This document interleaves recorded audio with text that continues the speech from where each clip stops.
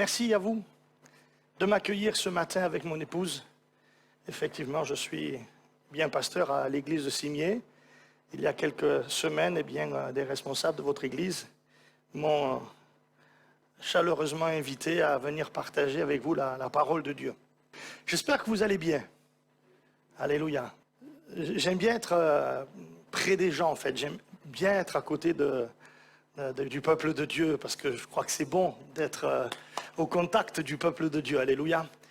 Et c'est vrai que c'est bon de voir l'œuvre de Dieu. Merci Seigneur pour toutes les églises qui sont sur Nice et la prière, notre prière en tout cas sur l'église de Cimier et les autres églises des assemblées de Dieu de Nice.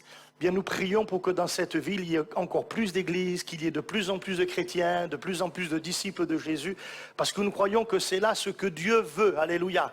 La Bible dit Dieu veut que tous les hommes soient sauvés et parviennent à la connaissance de la vérité. Alléluia. Donc je vais partager avec vous quelques pensées ce matin et j'aimerais vraiment une dernière fois remercier ceux qui m'ont chaleureusement invité ce matin pour partager avec vous ce culte d'adoration. Alors je me présente un petit peu de telle sorte que vous puissiez savoir à qui vous avez affaire. Je suis pasteur à l'église de Cimier, je suis pasteur sur Nice depuis 1994. Je suis arrivé ici à Nice, j'ai commencé à travailler dans le quartier de l'Ariane pendant 7 ans, où vraiment on a vu des choses extraordinaires de la part de Dieu dans ce quartier. Il n'y a pas si longtemps, j'étais pasteur pas loin d'ici, à l'église de Bois-Lève. J'y suis resté pendant 6 ans.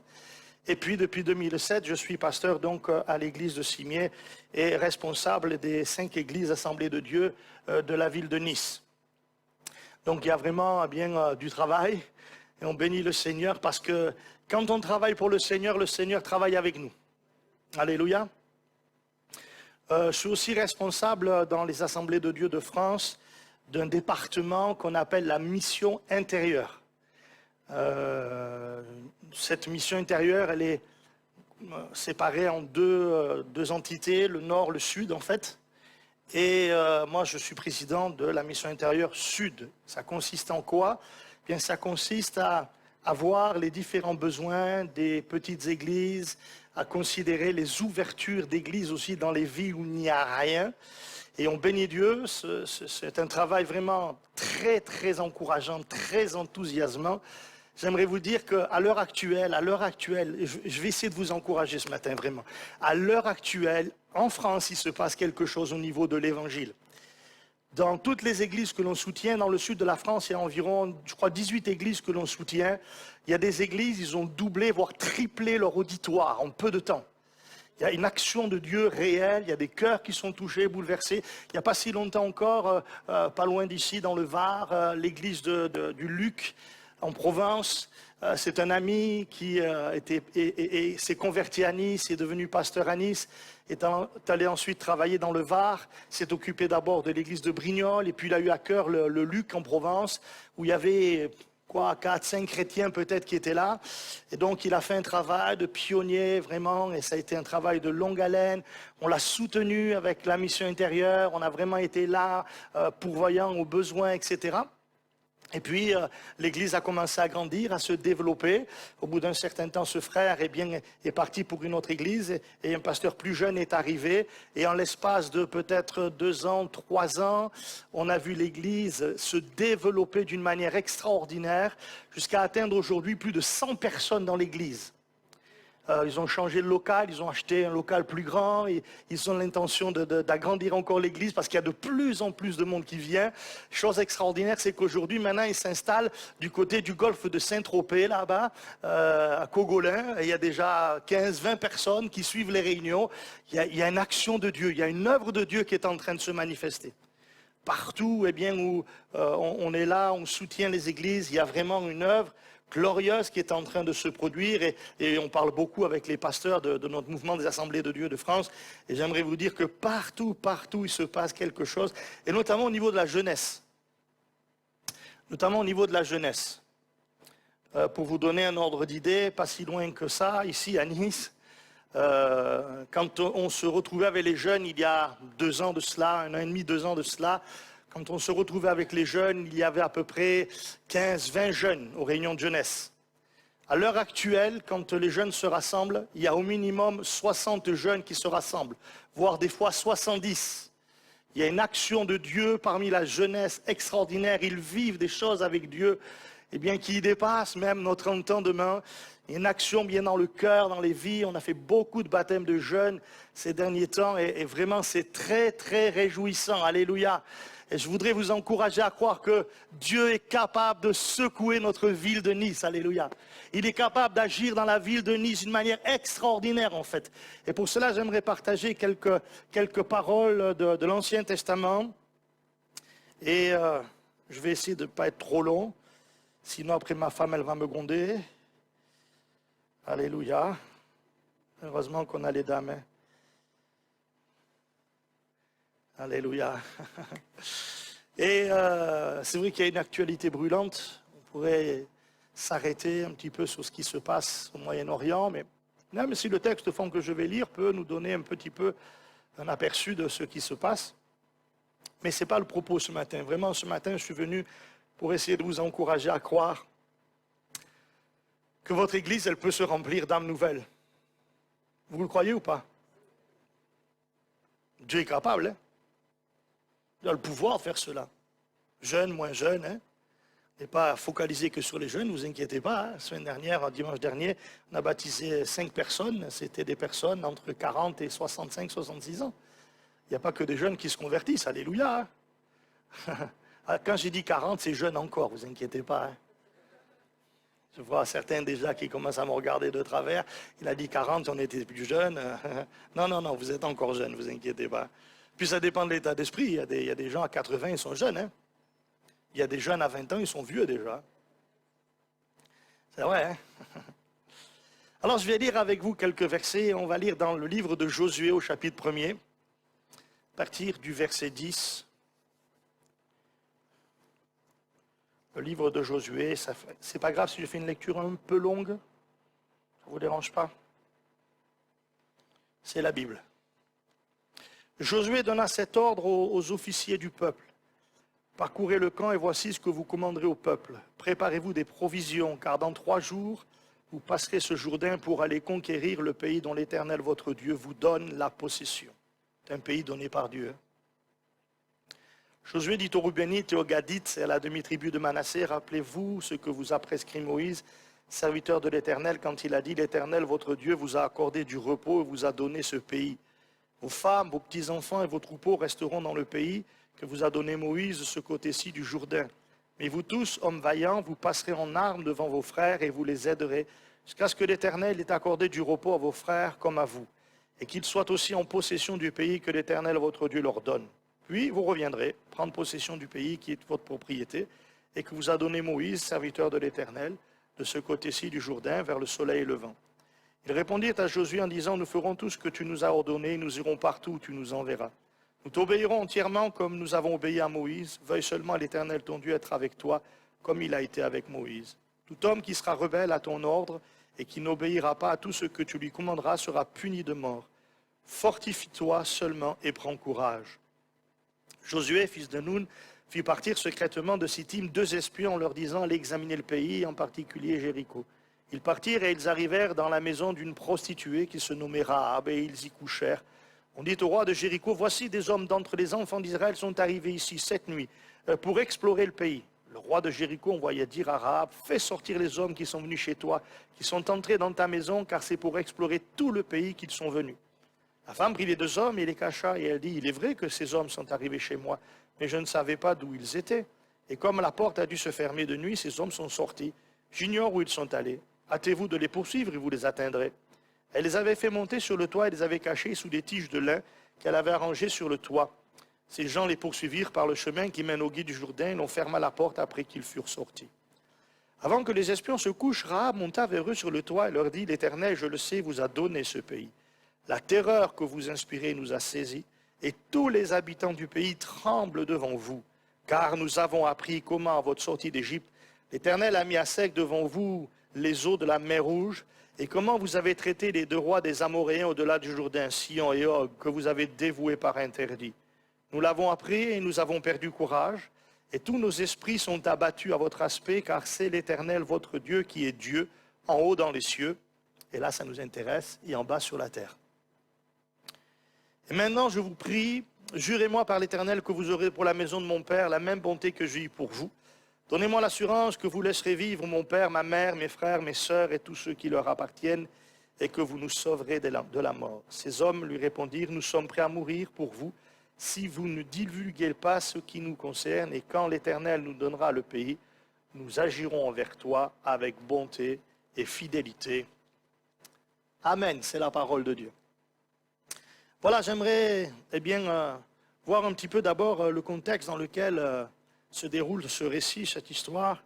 Nous étudions ce récit. Quand nous l'étudions, nous découvrons différents points qu'il est indispensable et nécessaire de connaître. Tout a commencé avec une promesse de Dieu. Tout a commencé avec une promesse de Dieu, en fait. Depuis Abraham et jusqu'au moment où Dieu appelle Moïse, dans le livre de l'Exode au chapitre 3, Dieu a maintenu sa promesse envers Israël. Un pays préparé par Dieu et réservé à ce peuple. Et avec l'appel de Moïse, Dieu fait savoir que le temps de l'accomplissement de sa promesse est arrivé. Dieu est maintenant sur le point d'accomplir sa promesse. Ainsi, Dieu va d'abord délivrer Israël d'une dure servitude imposée par le pharaon d'Égypte. C'est à main forte et à bras étendus que Dieu va alors libérer Israël de ce terrible esclavage. J'aimerais dire ce matin que Dieu nous a aussi délivrés d'un esclavage impitoyable, celui du péché, qui nous conduisait à la mort éternelle, à l'enfer pour l'éternité. Au travers de la mort de Jésus, Dieu nous a délivrés de nos péchés et de la condamnation que faisait peser sur nous le péché. Je sais maintenant que je suis sauvé et que je suis sauvé pour l'éternité parce que Christ a donné sa vie sur la croix pour moi. Et c'est de cet esclavage que Christ m'a libéré. C'était une dure servitude. Je ne sais pas pourquoi je pense à cela en vous parlant de cela. J'ai grandi plus ou moins dans une église évangélique et est arrivé un temps, pour différentes raisons, où on a délaissé l'église. Mes parents ont quitté l'église et on s'est retrouvés sans église pendant quelques années. Et effectivement, quand on a quitté l'église, tout semblait aller assez bien pour nous quand même. Je dirais même que, un peu comme le dit, vous savez, le livre des Actes, au chapitre 27, quand il est question de ces hommes qui n'écoutent pas l'apôtre Paul, qui leur dit qu'il ne faut pas bouger, il faut rester là parce que la navigation ne se fera pas sans danger. La Bible nous dit qu'ils écoutèrent plutôt d'autres spécialistes de la mer plutôt que l'apôtre Paul. Et la Bible dit, un léger vent du sud vint à souffler, et se croyant maîtres de leur dessein, ils levèrent l'ancre. Un léger vent du sud, c'est super, ça fonctionne, ça marche, merveilleux, on peut y aller. Et quand mes parents ont quitté l'église, c'est un peu ce qu'on a ressenti, un léger vent du sud.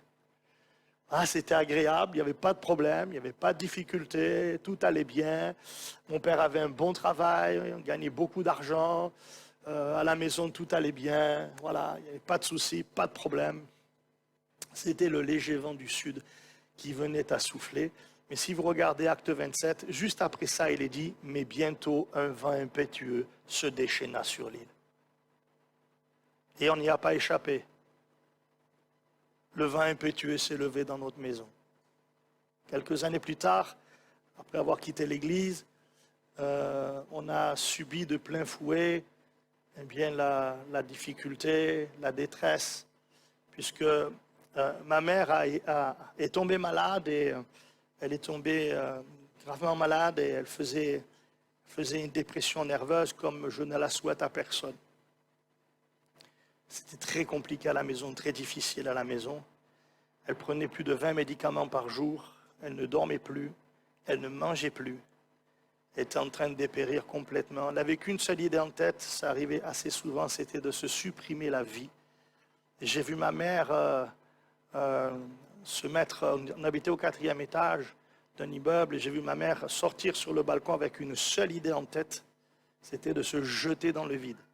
Et heureusement que Dieu n'a pas permis, chaque fois il y avait quelqu'un qui était là à la maison, je me souviens de ce jour où je l'ai vue aller sur le balcon, elle était là, elle était vraiment dans l'hésitation, puis je suis allé doucement, tranquillement, je l'ai pris dans mes bras, je l'ai rentré à l'intérieur, je lui ai dit, qu'est-ce que tu fais? Tu ne peux pas faire ça, tu ne peux pas faire ça. Puis je l'ai vue, pour vous donner un ordre d'idée, quand elle se tapait des crises. D'abord, c'était à la maison, tout était ravagé, tout était cassé. Elle cassait tout ce qu'elle avait dans les mains. C'était vraiment horrible ce qu'on pouvait voir dans la maison. Parfois, quand j'arrivais devant l'immeuble de chez moi, d'en bas, j'entendais les cris du 4e étage. J'entendais ma mère qui hurlait, qui criait. Et je me disais, comment ça va être en haut? Et quand on arrivait en haut, c'était le chaos total en fait. Et j'ai vu ma mère, pour vous donner un ordre d'idée, la violence de la dépression qu'elle subissait, j'ai vu ma mère se taper la tête, à vouloir s'ouvrir la tête en deux sur les coins de mur. Et avec pour nous aucune possibilité de l'aider, Alors, ne croyez pas qu'on est resté sans rien faire. On a vu des spécialistes, elle a fait quelques séjours dans certains hôpitaux spécialisés. On a fait tout ce qu'on pouvait pour l'aider. Le dernier spécialiste que mon père a vu avec ma mère, suivait ma mère depuis quelque temps déjà, à la fin de son entretien avec ma mère, il a dit à ma mère, mais Madame Lenormand, essayez un peu de vous en sortir, essayez. Et mon père l'a regardé et a dit, monsieur, si elle pouvait, on ne serait pas là. On ne serait même pas venu vous voir si elle pouvait le faire d'elle-même. Et en fait, en réalité, elle ne pouvait rien faire. Et on ne pouvait rien faire. On était sous une domination réelle, celle de cette maladie terrible. C'était compliqué. Je crois que l'ennemi, eh bien, se réjouissait de ce qui se passait dans notre maison. Et est arrivé un moment critique où, je ne sais pas pourquoi je vous parle de tout ça, mais c'est pas grave. Hein. Un moment critique où un matin, mon père s'en va de la maison avec une seule idée en tête, ce soir, je ne rentre pas à la maison. C'est l'enfer, je ne peux plus, j'y arrive plus. Et avec ma sœur, on prend le bus qui nous amène à l'école. Et dans le bus, on se dit tous les deux, ce soir, on ne rentre pas, on va chez la tante un tel, parce que c'est trop compliqué, on va y laisser notre peau. Et en fait, sans se concerter avec mon père, on est en train d'abandonner notre mère. C'est terrible ça. Mon père travaillait sur le port de Marseille et ce matin-là, au lieu d'aller directement à son bureau, mon père s'est mis devant la mer, là, sur un quai, sur une jetée. Il a arrêté la voiture. Il s'est mis à pleurer et il a parlé à Dieu. C'était vraiment la chose qu'il fallait faire. Et il a dit à Dieu, pourquoi ça nous arrive? Pourquoi on passe par là? Pourquoi c'est... Et Dieu lui a répondu. Vous savez que Dieu parle? Dieu parle. Et Dieu lui a dit, vous passez par là parce que vous m'avez abandonné. Parce que vous m'avez abandonné. Mais si vous revenez, si tu reviens avec ton épouse, avec ta femme, je vais faire quelque chose pour vous.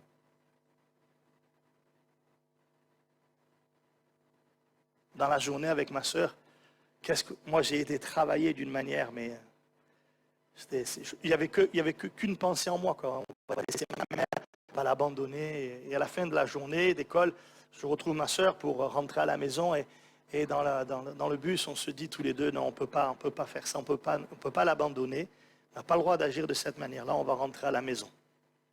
Et on est rentré à la maison. Ce soir-là, mon père est arrivé et ma mère est en pleine crise. Et mon père nous a dit, venez, asseyez-vous avec moi là. On s'est mis autour de la table tous les trois. Et mon père nous a dit, voilà, on a fait ce qu'on pouvait déjà, on a fait beaucoup de choses pour que maman s'en sorte et il n'y a rien qui marche. Et on va continuer, tout ce qu'on peut, on va le faire. Mais il y a une chose que je vais faire avant tout le reste. Dimanche après-midi, je l'amène à l'église. Elle a besoin qu'on prie pour elle. Et moi, je ne suis pas chrétien du tout. Hein. À ce moment-là, Dieu, ça ne m'intéresse pas du tout. J'avais 20 ans. Et voilà que le dimanche après-midi, j'ai vu mes parents partir. Alors là, après, vous me croirez ou pas, peu importe. Je sais ce que j'ai vécu dans ma maison. Elle est partie donc avec mon père. La réunion, c'était à 15h30. Ils sont partis vers 15h. 17h30, mes parents sont revenus de la réunion. Et là j'ai quelque chose qui a à l'esprit humain complètement fou, en fait. Ma mère est rentrée. Elle est venue vers moi et elle m'a dit, « Écoute, Fred, j'ai quelque chose à te dire. Écoutez cette parole. Aujourd'hui, Jésus m'a guéri. » Et là, je dis, elle est encore plus folle. Elle est encore plus folle. Elle va faire quelque chose que je dis aux gens de ne pas faire s'il n'y a pas une conviction profonde de Dieu dans leur cœur. Ne faites pas ça si Dieu ne met pas des convictions dans vos cœurs. Elle a pris tous les médicaments qu'elle prenait. Tout. Et elle a tout jeté à la poubelle. Et moi, quand j'ai vu qu'elle faisait ça, je me suis dit, ça va être pire. Ça va être pire. Parce qu'avec ces remèdes, c'est déjà catastrophique. Si elle ne les prend pas, mais ça va être l'enfer dans la maison. Je ne connaissais rien de la puissance de Dieu. Ce soir-là, ma mère nous a préparé à manger. Ça faisait des mois qu'elle ne le faisait plus. Et puis on s'est mis à table, tous les quatre. Ma mère, mon père, ma soeur et moi, on s'est mis à table.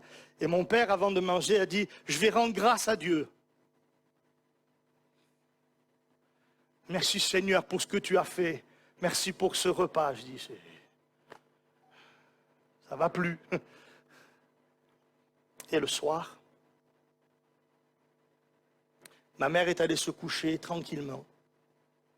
Elle a éteint la lumière, chose qu'elle ne faisait plus. Et elle s'est endormie profondément. Sans un cachet. Sans rien. Le lendemain, j'ai entendu la voix d'une femme, je dormais. J'ai entendu, c'est la voix d'une femme qui m'a réveillé. C'est la voix d'une femme qui chantait un cantique. C'est ma mère qui chantait un cantique. Il m'a fallu une semaine, pour arriver enfin à dire au bout d'une semaine, je crois que dans ma maison, il y a eu un véritable miracle. J'avais 20 ans, j'en ai 55 ans, j'ai perdu ma mère il y a quelques années. J'aimerais vous dire qu'à partir de ce moment-là, jusqu'à sa mort, ma mère n'a jamais eu besoin de prendre un médicament pour de la dépression. Elle a été guérie réellement ce dimanche après-midi-là. Ce que Dieu a fait avec Israël, il peut le faire avec nous. C'est vrai ou pas? Je vous invite à prendre courage. S'il y a des problèmes, des difficultés, à faire confiance au Seigneur.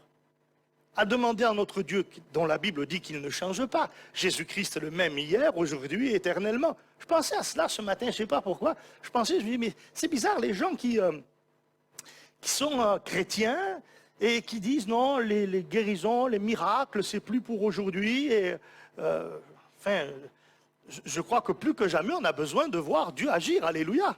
On a besoin de voir Dieu intervenir. Il y a quelques temps de cela, je me rappelle encore, on m'envoie à l'hôpital pour un monsieur qui est en train de mourir, il est dans le coma, c'est un alcoolique qui a pris plein de cachets, sa femme a dit il va mourir, c'est sûr, les médecins m'ont dit qu'il va mourir. J'arrive dans cette chambre d'hôpital, il y a cet homme, il est dans le coma, pas un son, pas un bruit, pas un geste, rien. Je prie avec lui, je demande au Seigneur de le relever, je demande au Seigneur d'agir, je demande à Dieu d'intervenir et gloire à Dieu. Le lendemain, son épouse m'appelle, le lendemain matin, je me rappellerai toujours, elle me dit, pasteur, il se passe quelque chose d'incroyable, d'extraordinaire, mon mari s'est réveillé, il dit qu'il a faim, qu'est-ce qu'on fait? Je dis, ben donnez-lui à manger. Quelques semaines après, il était avec nous à l'église. Dieu l'avait complètement relevé. Il a expliqué que j'ai eu cette explication des années après. Il a expliqué que quand il était dans le coma, il avait l'impression d'être dans un lieu entouré d'une haie infranchissable. Il n'y avait pas de sortie. Et il disait, j'avais l'impression que je me tournais de tous les côtés et je n'arrivais pas à sortir. Je n'ai pas moyen de me sortir de cet endroit où j'étais. Et il dit, tout d'un coup, j'ai entendu quelqu'un qui priait et qui demandait au nom de Jésus de faire quelque chose. Et au moment où j'ai entendu, cette personne prier pour que Dieu intervienne, bien là où j'étais, dans le lieu où j'étais, il y a comme une ouverture qui s'est faite. J'ai compris que j'allais sortir enfin de mon problème et de ma difficulté. Ben ça, c'est pas moi qui l'ai créé. Hein. C'est Dieu en réponse à la prière qu'il a fait. Moi, je crois que Dieu répond encore à la prière. Alléluia. Bon, allez, je vais aller plus vite.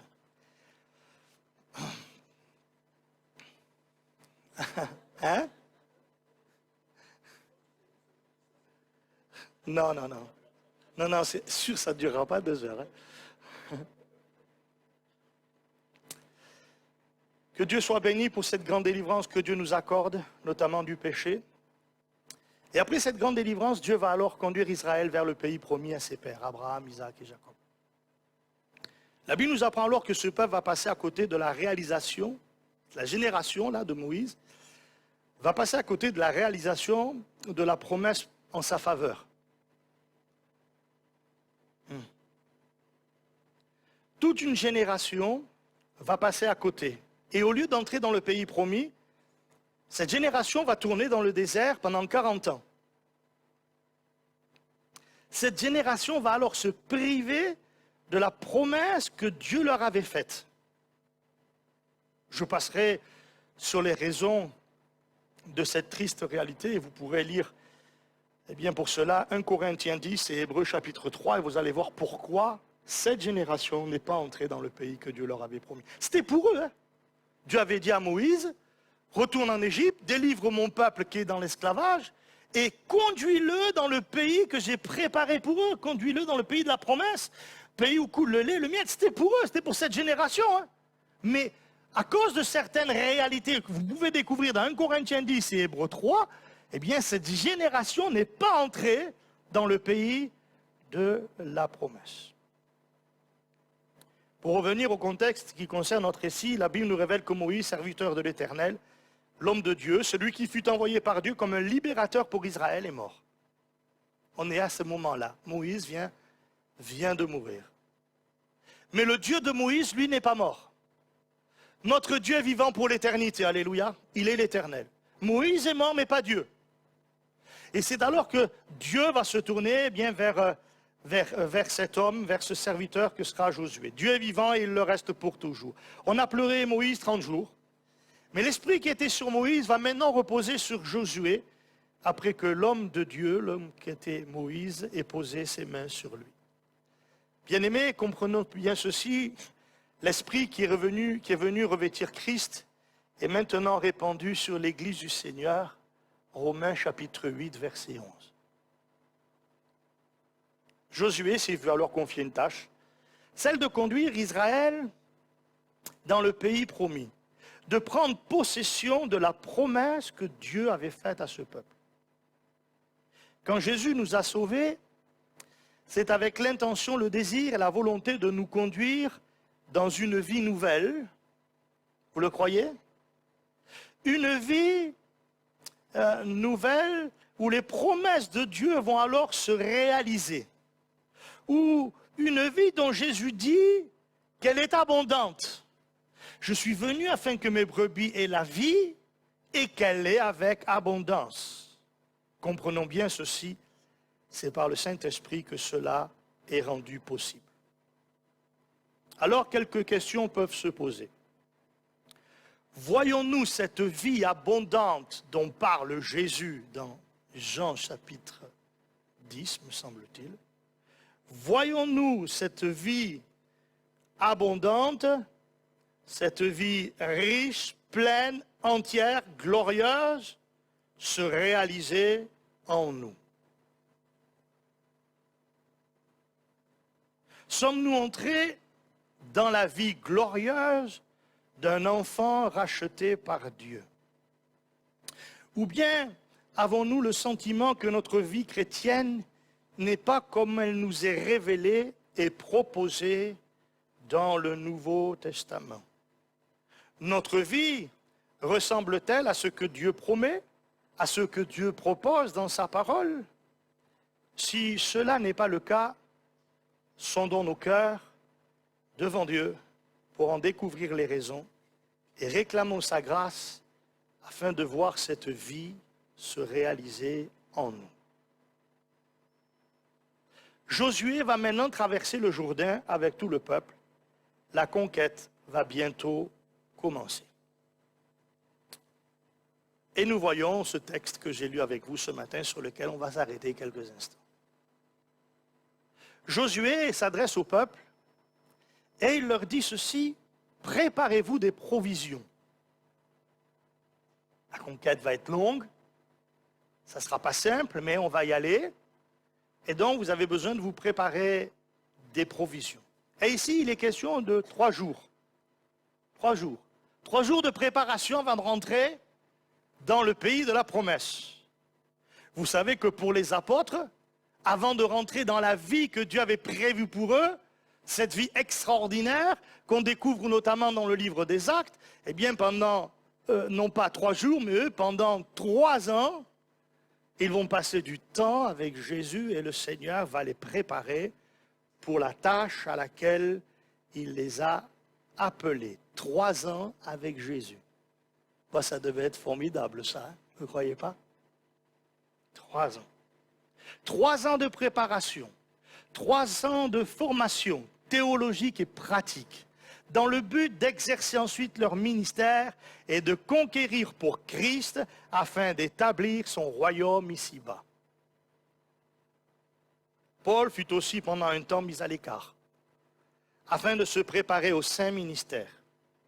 Je veux juste souligner ce fait ce matin, c'est que dans la vie chrétienne, et plus particulièrement, plus précisément dans le service de Dieu, les choses ne se font pas au petit bonheur, la chance. Non. Il y a une œuvre de Dieu qui doit se faire en nous. Élie le prophète disait au roi Akab, dans la version d'Arbi me semble-t-il, Élie le prophète disait au roi Akab, l'Éternel devant qui je me tiens. Il n'est pas arrivé comme cela, au petit bonheur, la chance, c'est pas réveillé un matin Élie en se disant, tiens, je vais aller devant le roi Akab et je vais lui dire certaines choses. Non, pendant un temps dont on ignore la durée, eh bien cet homme s'est tenu dans la présence de Dieu, il avait l'habitude de se tenir devant Dieu, et c'est alors que Dieu a pu lui dire, tu vas aller devant le roi Akab et tu vas annoncer ces choses. Ça ne s'est pas fait au petit bonheur, la chance. Non, il y a eu un temps réel, eh bien, de préparation devant le Seigneur. David, ce grand roi d'Israël, connut aussi ce temps de préparation avec les troupeaux qu'il gardait. Que de temps il a dû passer avec son Dieu. Et quand il fut prêt, Dieu put se servir alors de cet homme. Et vous connaissez le texte où il va aller combattre Goliath le géant. Certains veulent être de grands hommes de Dieu. Ils pensent qu'ils peuvent se passer alors de cette œuvre de Dieu dans leur vie, mais ils se trompent. Dieu veut et va d'abord agir en nous pour pouvoir ensuite agir au travers de nous. C'est un principe spirituel. Et c'est important qu'il en soit ainsi. On a besoin d'être préparé par Dieu pour le service de Dieu.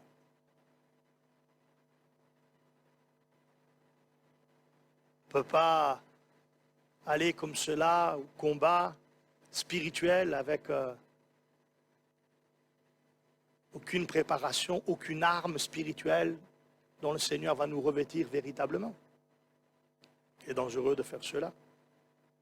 Préparez-vous. Souvent on voit dans l'Écriture l'important de se préparer.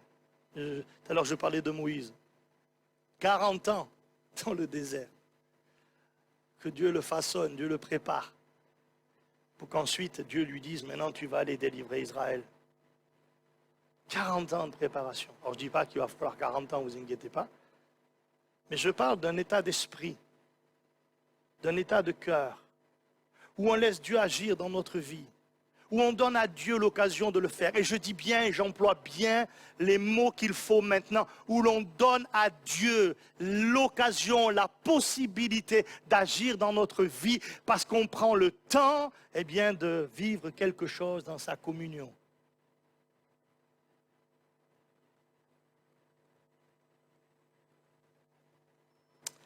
C'est un problème important que le manque de communion avec Dieu aujourd'hui parmi le peuple de Dieu. Et je pense que c'est quelque chose qu'il faut absolument avoir et redécouvrir peut-être, c'est-à-dire de prendre du temps devant Dieu. S'arrêter pour avoir une relation avec Christ. Quelqu'un a dit à juste raison, si vous attendez d'avoir le temps pour prendre un moment avec le Seigneur, pour être avec le Seigneur, si vous attendez d'avoir le temps, vous n'aurez jamais le temps parce que le diable se débrouillera pour que vous n'ayez pas le temps. Et ne vous inquiétez pas, aujourd'hui, eh bien, il utilise beaucoup de moyens pour que justement on ne prenne pas le temps. J'en parle quelquefois à mon église, je pense que peut-être, eh bien, au milieu de nous, certains vont se sentir peut-être interpellés par ce que je vais dire, mais la réalité, il y a des jeunes qui sont là, ils vont m'écouter, on est capable de passer des heures et des heures à regarder une série sur Netflix. Même on se dit, vous avez remarqué, on arrive le soir, on est fatigué d'une journée de travail ou de lycée ou d'université, et puis on rentre à la maison et puis on se dit, bon ben, je vais regarder un petit peu qu'est-ce qu'il y a, mais je suis fatigué, je vais me coucher tôt, tout ça. Puis on commence à regarder, ah attends, il y a cette série, c'est vrai, j'en ai entendu parler, je vais regarder un peu, je vais regarder un épisode, et à la fin de la nuit, vous avez regardé toute la saison. Et puis c'est bizarre, vous n'étiez plus fatigué. Ah ouais? Pas de problème. On a regardé 7-8 épisodes, on s'est couché à 4 heures du matin, et le lendemain, il faut se lever à 6 pour aller au travail. Ou aller à l'école, vous voyez? C'est pas facile, mais quand même, on y est arrivé. Et puis on se décide un autre jour, tiens, je vais prendre du temps avec Dieu. On prend sa Bible, un lieu où on est tout seul, on commence à lire, et puis tout d'un coup, il y a un phénomène étrange qui se passe, c'est que vous voyez les lignes se chevaucher. Ce n'est pas dans la Bible qu'il y a un problème, je vous rassure. Tout d'un coup, les paupières sont lourdes, il y a une fatigue qui s'installe à ce moment-là, et on ferme la Bible et on dit, bon, on fera demain. J'ai raison ou pas? Bien sûr que j'ai raison. En fait, je vais vous dire quelque chose. Il va falloir être très sérieux, discipliné et prendre le temps d'aller vers Dieu. Parce que si je ne le prends pas, le temps, je ne l'aurai jamais. Il faut renoncer peut-être à certains plaisirs, certaines choses qui sont là dans notre vie pour dire à Dieu, Seigneur, c'est de toi dont j'ai besoin. Parce qu'une fois que vous avez regardé toute la saison de cette série sur Netflix, dites-moi la vérité, dites-moi la réalité, ça a changé quelque chose dans votre vie? Je disais jeudi soir à l'église de Cimier, une fois même que vous êtes arrivé à la fin de cette saison, est-ce que vous avez déjà vécu ça? Vous arrivez à la fin de la saison, dès les premières minutes de la série, vous avez été pris et je veux savoir, c'est quoi la suite? Qu'est-ce qui se passe derrière? Qu'est-ce qui arrive derrière? Et vous arrivez à la fin, et à la fin vous dites, purée, pour arriver à ça? Et vous êtes déçu même. Ça n'a pas rempli votre cœur, ça n'a rien fait, ça n'a rien changé. Mais prenez le temps avec Dieu et vous allez voir ce que ça va changer dans votre cœur, dans votre vie autour de vous. Alléluia. Il y a des choses qui vont se passer. Parce qu'alors Dieu va commencer à agir, Dieu va commencer à se manifester. Prenons le temps d'aller vers le Seigneur. C'est aussi un peuple qui devait s'entraider. Josué 1, 12 à 18, il est question des Rubénites, des Gadites et des Manassites. 3 tribus des 12 que composait le peuple d'Israël. Et ces derniers s'étaient déjà installés dans une région située à l'est du Jourdain et qui avait été conquis pendant la traversée du désert. Ils avaient alors promis de participer à la conquête du pays promis jusqu'à ce que la totalité des autres tribus se soient installées dans la partie du pays qui lui revenait. Et c'est exactement ce qu'ils feront. Aujourd'hui, dans l'Église du Seigneur, il y a des enfants de Dieu qui sont plus avancés que d'autres. C'est vrai. C'est vrai. Certains ont pris possession par la foi en Christ de cette vie que Dieu donne, c'est vrai aussi. Et ils ont fait beaucoup de progrès. Leur vie spirituelle, elle est riche, elle est abondante, elle est pleine de saveurs, elle est remplie de victoires. Ils ont connu cette merveilleuse transformation, métamorphose dont a parlé ce matin notre frère, opérée en eux par la puissance du Saint-Esprit, deuxième lettre de Paul aux Corinthiens. Ce sont des personnes qui savent ce que Dieu est capable de faire dans la vie d'un de ses enfants par l'action du Saint-Esprit. Ces gens ne doivent pas alors se croire au-dessus des autres. Ils ne doivent pas se considérer comme une espèce d'élite spirituelle. Ils vont considérer les autres, c'est-à-dire les frères et les sœurs, comme ceux qu'ils veulent aider à entrer dans la vie que Dieu propose à chacun de ses enfants. Ils vont les encourager, ils vont beaucoup prier, ils vont autant qu'ils le peuvent prendre soin des autres. Ils vont avoir des sentiments profonds d'amour pour leurs frères et pour leurs sœurs. Ils vont vouloir que ces derniers participent pleinement à la vie que Christ manifeste en chacun de ceux qui lui appartiennent. Ils vont se réjouir des progrès spirituels que tous peuvent faire. Ils vont louer le Seigneur quand ils verront toute la victoire que ce dernier accorde à son peuple. Amen. Galates 4, 19, Paul dit, mes enfants, pour qui j'éprouve de nouveau les douleurs de l'enfantement, jusqu'à ce que Christ soit formé en vous. Colossiens 4, 12, version parole vivante, Paul parle d'Épaphras, un autre membre de votre Église et un vrai serviteur du Christ. Vous envoie aussi ses salutations. Il combat sans cesse pour vous dans ses prières, demandant instamment que vous deveniez des chrétiens majeurs et que par une pleine certitude concernant la volonté de Dieu et dans une parfaite soumission à elle, vous puissiez réaliser tout le plan de Dieu pour vous. Y a-t-il des Épaphras au milieu de nous? Il y a une dizaine d'années peut-être, à peu près, peut-être un peu plus même. Il est arrivé dans notre église un jeune homme qui ne connaissait rien de l'évangile, mais absolument rien de l'évangile. Il vient dimanche matin, ce dimanche matin je prêche et sa vie est dévoilée. Il comprend que Dieu lui parle, il comprend que Dieu est là. Il comprend que Dieu s'adresse à lui. Il revient l'après-midi, rebelote. Ce n'est pas moi qui prêche, c'est le frère M. Luce qui prêchait sur cet après-midi-là. Et il a le même sentiment à la fin de cette journée. À la fin de cette journée, il avait donné son cœur à Jésus-Christ. Il ne connaissait rien de l'Évangile. À la fin de la journée, son cœur est au Seigneur Jésus. Quelque temps plus tard, il vient me voir à la maison et me dit, pasteur, il faut que je vous dise quelque chose. Pasteur, il faut que je vous dise quelque chose. Et qu'est-ce qui t'arrive? Quelques semaines après sa conversion. Je crois que Dieu m'appelle au service. Il m'appelle à devenir pasteur. Et je dis oui, on verra plus tard. Un peu tempéré. Hein. Vous voyez? Pourquoi j'ai fait ça? Parce qu'il faut d'abord une préparation. Il faut que Dieu le prépare. S'il y a cette éventualité-là, il faut que Dieu prépare son cœur, sa vie au Saint-Ministère. Alléluia. Que Dieu soit béni. Quelques années plus tard, ce jeune homme est rentré dans le ministère. Il a été pasteur à l'église de l'Ariane pendant quelques années. Il vient de partir sur l'église de Nîmes, travailler avec un autre serviteur de Dieu. Mais ce qui est formidable, c'est que j'ai vu les progrès de ce jeune homme, de ce garçon, que j'ai vu se convertir à Dieu. Oh, on a prié pour lui, on a été là, on l'a soutenu, on l'a aidé, on a fait tout ce qu'on pouvait et on voulait qu'il aille plus loin. Aujourd'hui, j'ai le sentiment que dans certains aspects du ministère, il est allé déjà bien au-delà de ce que moi j'ai pu aller. Alléluia. Et je rends grâce à Dieu, je bénis Dieu. Je dis, mais donne-moi d'autres comme ça, Seigneur.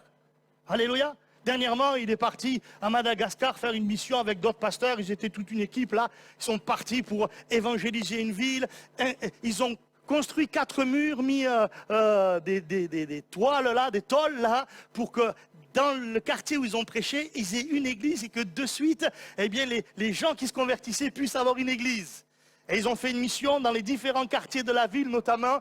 Et j'ai vu le pasteur responsable qui était avec cette équipe-là, qui était avec ce jeune-là. Et le pasteur responsable, il y a quelques jours, je l'ai vu, il m'a dit, mais tu sais Fred, il s'est passé des choses extraordinaires pendant cette mission. Avec ton jeune-là, mais il s'est passé des choses, et pas qu'avec lui, hein, mais notamment avec lui, quoi. Il me dit, on a vu des aveugles qui recouvraient la vue, alléluia. Oh, ton jeune là, tout d'un coup, il y a un fou qui arrive. Le gars, il est complètement fou. Je crois même qu'il y en a eu 2. Il a juste pris le fou dans ses bras. Et au moment où il a pris dans ses bras, il a été délivré de la folie. C'était incroyable ce qu'on a vu. Et moi, quand j'ai entendu ces choses, j'ai béni Dieu. J'ai dit, Seigneur, emmène-le encore plus loin. Alléluia. Alléluia. Tant mieux, merci Seigneur. Qu'il y ait des serviteurs de Dieu dont Dieu peut se servir pour l'avancement du royaume de Dieu sur cette terre. Car il faut que le royaume de Dieu s'étende sur notre terre et dans la ville de Nice. Alléluia, amen. Que Dieu soit béni, alléluia. Et je vais terminer. Un peuple qui avait besoin de connaître une grande vérité sur l'ennemi. Sur l'ennemi. À partir du chapitre 2, verset 1er jusqu'au verset 11, on a un récit très particulier.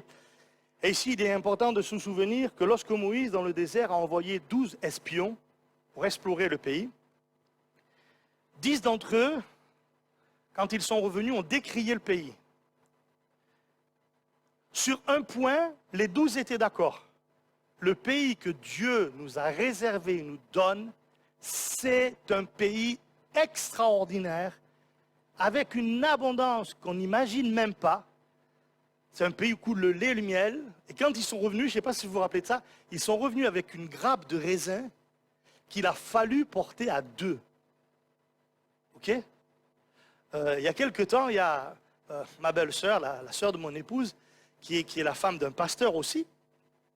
On se parlait, je crois que c'était Olivier, mais Fred, quand même, ça c'est un...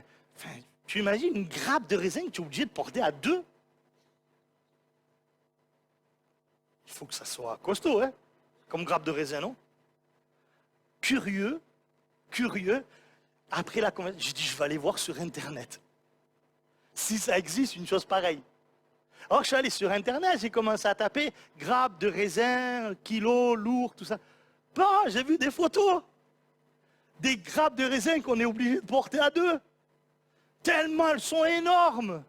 Et je me suis dit, ah ben alors c'est vrai ce qu'il dit le texte. Il y a certainement eu, eh bien, une telle abondance dans ce pays à ce moment-là, qu'il a fallu porter même une grappe de raisin à 2, tellement elle était énorme. Et ça, c'était le pays que Dieu promettait. Et sur cette réalité, les 12 espions envoyés par Moïse étaient d'accord. Pas de problème. C'est vrai, le pays est un pays extraordinaire. Est-ce que vous croyez, je pose une question comme ça, est-ce que vous croyez que la vie chrétienne que Dieu vous propose, c'est une vie extraordinaire, oui ou non? Donc il faut qu'on la vive. Qu'est-ce qui a fait qu'ils ne l'ont pas vécu? 10 d'entre eux vont dire ceci. Mais il n'y a pas que l'abondance, il y a aussi les ennemis. Les forteresses. Jéricho, c'était une forteresse imprenable. Des murs épais comme vous ne pouvez même pas imaginer. C'était impossible, des géants, des gens habitués à la guerre, hyper armés. Et Israël arrive là, du désert, délivré à peine de l'esclavage, eh bien d'Égypte, et il faut qu'ils entrent dans le pays et qu'ils prennent possession du pays. Et ils ont commencé à dire à Moïse et au peuple, non, c'est impossible, cela n'arrivera pas. Et ils vont même ajouter cette parole, nous étions à leurs yeux comme des sauterelles. Rien, insignifiant. À leurs yeux, on était comme ça. À leurs yeux, on était comme ça. Qui va être d'accord ce matin pour dire ce que les espions ont dit ce jour-là, c'était pas vrai? C'était pas vrai. Quelque chose leur a échappé. Quelque chose dans leur mentalité, dans leur état d'esprit n'était pas correct. Ils étaient persuadés qu'ils ne pouvaient pas entrer dans le pays de la promesse parce que les ennemis qui s'opposaient à cela étaient bien plus forts qu'eux, bien plus grands qu'eux, bien plus armés qu'eux. Et quand on regardait la chose humainement parlant, on disait non, ce n'est pas possible. Nous sommes à Dieu comme des sauterelles. Sauf que, vous avez vu, on a lu le texte dans Josué chapitre 2. Et les 2 espions envoyés par Josué, cette fois-ci, sont cachés par une femme, une prostituée du nom de Rahab. Et Rahab va discuter avec eux. Et vous avez vu ce que dit Rahab? Elle dit l'inverse de ce que les 10 espions ont dit à l'époque de Moïse. Elle va dire, mais vous savez, vous Israël, vous nous inspirez de l'effroi, de la terreur. Cette terreur nous a même saisis. Tous les habitants du pays tremblent devant vous. Non pas parce que vous êtes une armée hors pair, non pas parce que, eh bien, vous avez une intelligence hors norme, non pas parce que vous avez des stratèges au niveau militaire, tout ça. On sait très bien que c'est pas ça qui nous fait peur, on sait très bien que c'est pas ça qui nous fait trembler. Ce qui nous fait trembler, c'est que nous savons ce que Dieu a fait avec vous. Et c'est ça qui nous fait trembler. Parce qu'on sait que Dieu est de votre côté, alléluia. Il y a ce verset du Nouveau Testament que vous connaissez tous par cœur. Si Dieu est pour nous, est avec nous, qui sera contre nous? L'ennemi nous fait croire qu'il est tellement fort, tellement puissant, que ce qu'il y a dans notre pays, c'est tellement impossible, eh bien, pour le peuple de Dieu, eh bien, à surmonter des pressions de tout ordre, des choses qui sont là, qui ont pris place. Ah, pasteur, notre pays, il est tellement difficile, on ne veut pas de l'évangile, il y a un état d'esprit qui s'est installé, on sent comme une chape de plomb, on sent comme des ténèbres qui sont là, et on peut se regarder, on se dit, ben, on ne va pas y arriver. Eh ben ouais, c'est trop difficile. Eh ben ouais, c'est trop compliqué. Ou alors, on va avoir l'état d'esprit de Josué, Caleb, et on va dire, on va y aller, parce que Dieu est avec nous dans cette affaire. L'avancement du royaume de Dieu, ce n'est pas juste notre affaire, c'est l'affaire de Dieu d'abord. C'est Dieu qui a décidé de sauver des hommes et des femmes, de faire de ces hommes et des femmes son Église, et parce qu'au travers d'elle, il veut étendre son royaume sur la terre. C'est ça que Dieu veut faire. Pasteur, est-ce que vous croyez que Dieu peut agir dans ma vie, dans ma famille, autour de moi? Est-ce que vous croyez que Dieu peut sauver? Est-ce que vous croyez que Dieu peut étendre ses limites? Mais mes amis, croyez-le plus que jamais, alléluia. Priez, demandez à Dieu de le faire. Allez avec cet esprit de conquérant. On ne va pas faire n'importe quoi, évidemment, mais on va croire de tout notre cœur. Et on va dire, Seigneur, si ce n'est pas possible humainement, c'est possible avec toi. Amen. Je vous donner juste l'exemple que j'ai vécu là. C'était pendant le Covid. On a été confinés tous. Et je me suis retrouvé confiné à la maison, comme tout le monde. Et je pris du temps avec le Seigneur. Et un jour, j'étais dans la chambre de ma fille. Dans la chambre de ma fille, il y a un aquarium. Okay? Et je priais. Je priais, Seigneur, aide-nous, Seigneur. Étends nos limites, Seigneur, fais quelque chose, Seigneur, agis. Puis tout d'un coup, le Saint-Esprit m'a parlé. Et il m'a dit, regarde l'aquarium. J'ai dit, pourquoi faire? Regarde l'aquarium. Regarde les poissons à l'intérieur. Tu vois les poissons qui sont là-dedans? S'ils étaient hommes, ils pourraient parler et dire, il n'y a que ça qui existe.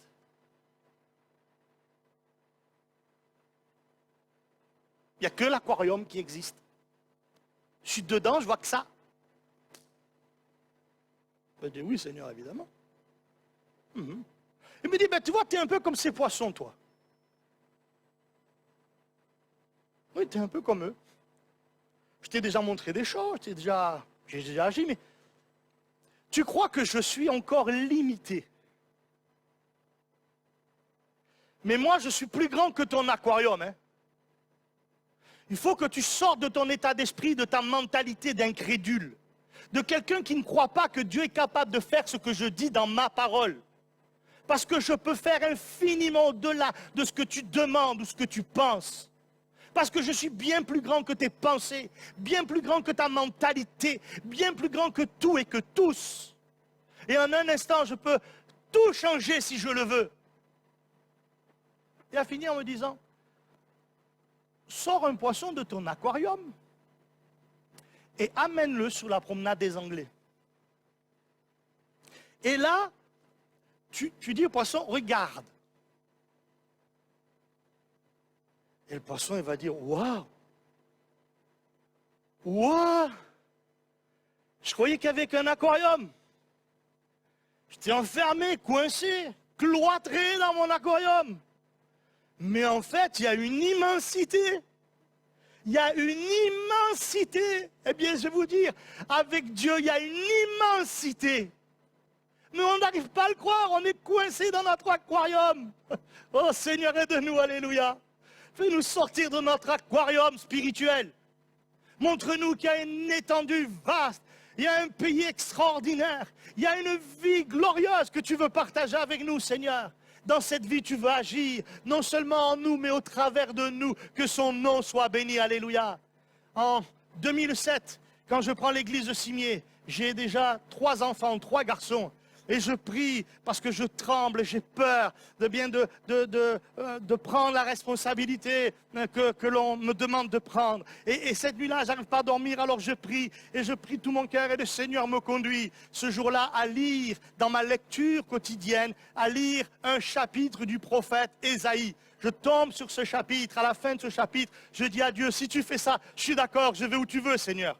Dans ce chapitre-là, chapitre 49 du livre d'Ésaïe, la Bible dit, elle dit ceci, « Je sauverai tes fils. Je sauverai tes fils. » Ces paroles, je les pris, je les serrai dans mon cœur. Je les serrai là pendant des années. Et pendant des années, je dis, Seigneur, je sais qu'un jour tu feras. Je sais qu'un jour tu agiras. Je sais qu'un jour tu vas sauver mes fils. Gloire à Dieu. J'aimerais vous dire ceci. Il n'y a pas plus tard qu'il y a une semaine, mardi, réunion d'évangélisation. Mon premier, Nicolas, conduisait bien le chant. Le deuxième était avec lui, il était en train de jouer d'un instrument. Et le troisième, il était à la vidéoprojection. Tous les 3 sont convertis. Tous les 3 appartiennent à Dieu. Tous les 3 sont remplis du Saint-Esprit. Tous les 3 ont envie de servir Dieu. Parce que Dieu l'avait dit, alléluia. Et toi, tu te poses la question, est-ce que Dieu est capable de faire? Est-ce que Dieu veut faire? Élargis ton esprit, élargis ta mentalité, crois dans le Seigneur, demande-lui des choses, même que tu te dis, c'est pas possible. Avec Dieu, tout est possible. Tout est possible avec Dieu. Rien n'est impossible avec Dieu, alléluia. Rien n'est impossible avec Dieu. Tout est possible à celui qui croit. Si tu crois la parole de Dieu, les promesses de Dieu, que tu les serres dans ton cœur, Dieu va les accomplir. Amen. Dieu va les accomplir. Que Dieu vous bénisse. Je crois que j'en ai assez dit. Alléluia. Amen. Merci pour votre gentillesse et votre accueil chaleureux.